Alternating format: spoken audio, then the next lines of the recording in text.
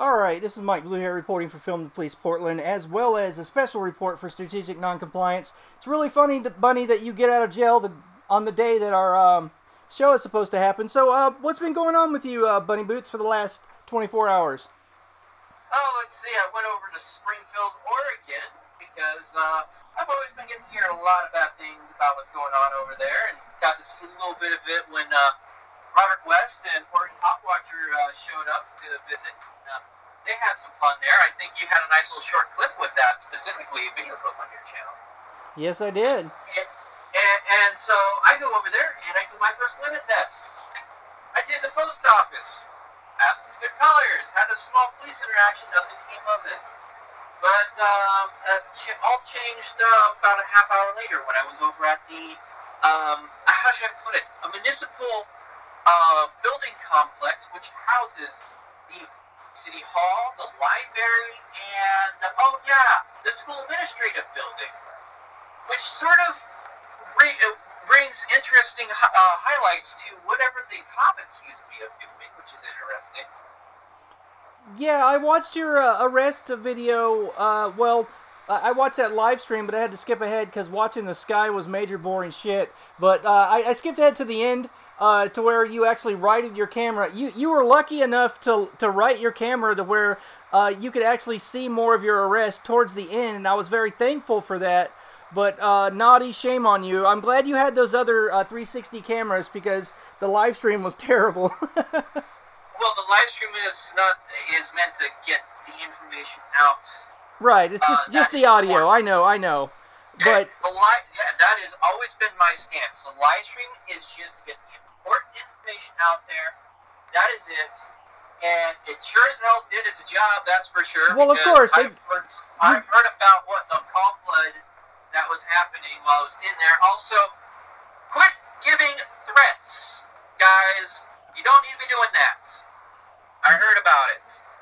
Yeah, like if anybody out there that's a friend of mine's on YouTube and my fans and whatnot, do not call flood and make threats to police after we're arrested. I don't want anybody calling anyone at first except Felipe Hemming. I want you to call Felipe Hemming for me and wait a couple hours, and then if you want to prank call and be a jackass, go ahead. But just understand that it's just going to make things worse on us if you call and make threats and cuss the cops out. I understand people are passionate and they want to defend us and all, but that's just not good. You can't be making threats of violence. You can't be. I mean, you can, but it's just dumb. That's all I'm going to say. Like I don't want to curtail the free speech of the people that are fans of our work, but it's ridiculous to call and make threats of violence, and that's just wrong. It can also be considered a felony if you do it across state lines too. Just sure. Keep that in mind. Issuing death threats against police officers through the phone. Sure, there's all sorts of fun terroristic threat laws, but Oregon, believe it or not, Bunny, it's really hard to prosecute somebody on that particular thing here because of our Oregon Constitution and how well it protects free speech. But let's digress back to the point. The meat of the matter is that your arrest. So they actually accused you of memory serves of, at first they were saying disorderly conduct. Yeah, the disorderly conduct, and then they accused me of trespass. Well, and that's actually what the funny part is. The arrest was originally for the trespassing. That's what I was charged with when I got booked. It was a $300 bail out there, so I paid that. And then, not too shortly before I was supposed to get out, after paying that, they actually went ahead and threw on the disorderly conduct charge. And I think that might have been a result in retaliation for the conflict, possibly. And, with some of the actions of people calling. And, how should I put it? They threw that on there, $1,500 bail extra on that one. And I no way in hell I had that cash on me. I mean, I sort of had some money stashed away to the side to cover a little bit of an emergency bailout kind of situation, but not $1,500. So 10% of the bail was $1,500? I guess so. They just said, hey, it's $1,500.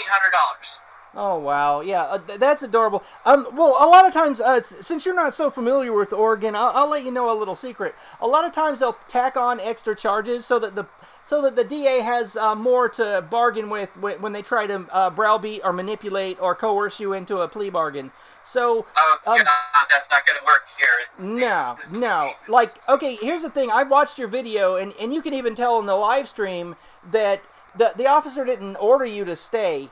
You know, like, he didn't say you're not free to go, and he just put it, you can tell he just grabs you, you know. Oh, yeah, that's part of the reason why I actually moved my body to where the live stream, I moved the camera, you could see his literal hand on the hem of my sweatshirt, holding it down. Sure. I have a question. Did they confiscate your SD cards out of your 360 cameras? Well, how should I put it? I never got any of my equipment back. Oh, so they confiscated all of your cameras.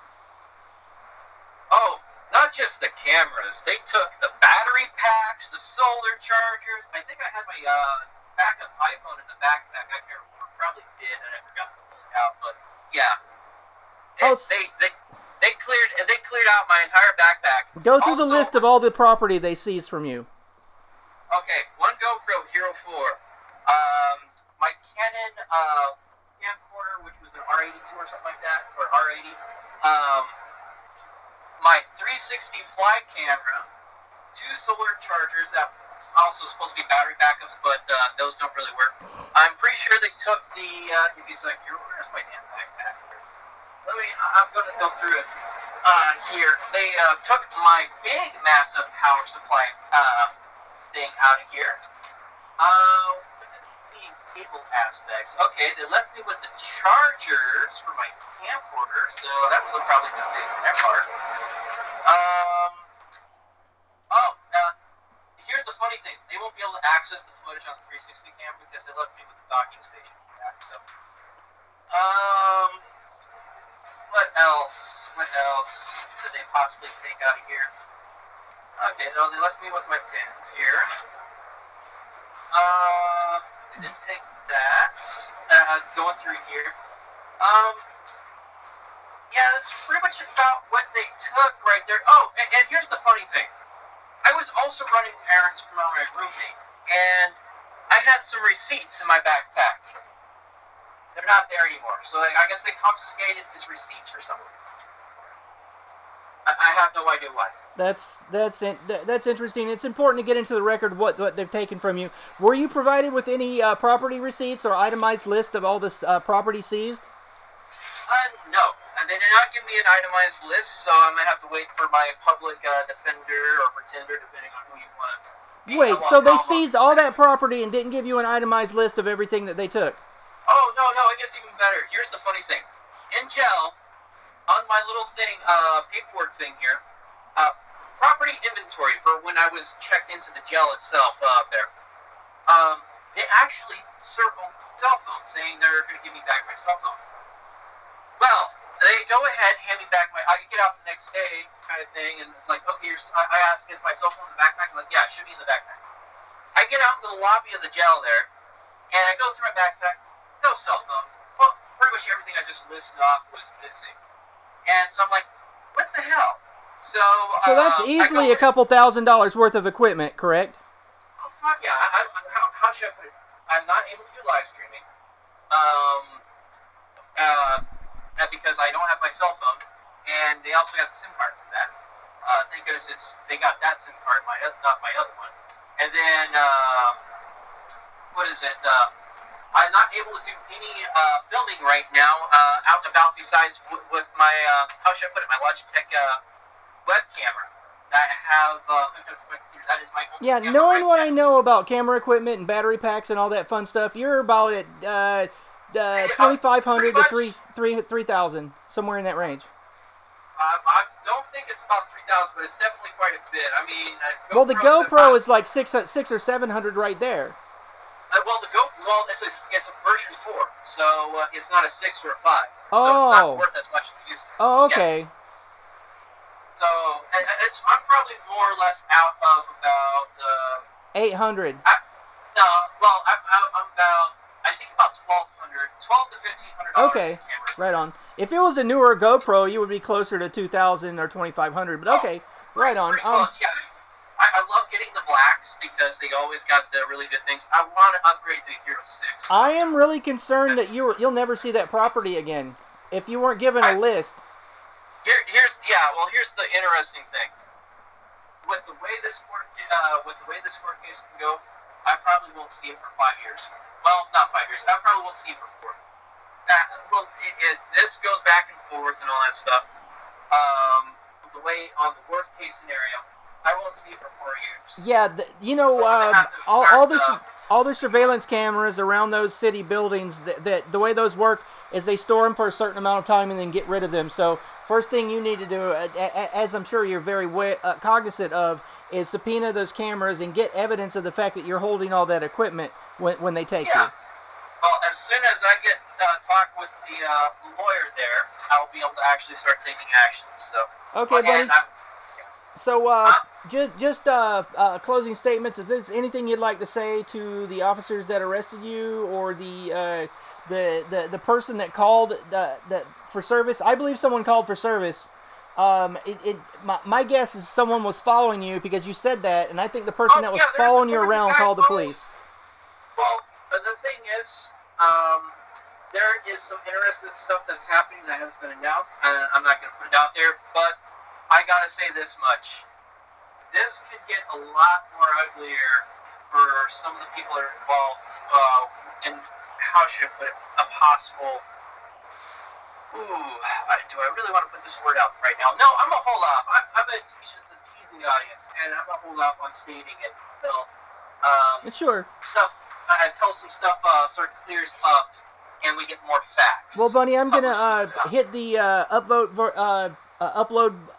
upload button on this video and get it out to the interweb to have your post-jail interview up there. And we're still going to do the show tonight, yeah? Yeah, why the hell not? I mean, I'm still awake, and I can probably only keep going for about an hour. Let's just do an hour. And I'm pretty sure everybody's going to go nuts with that.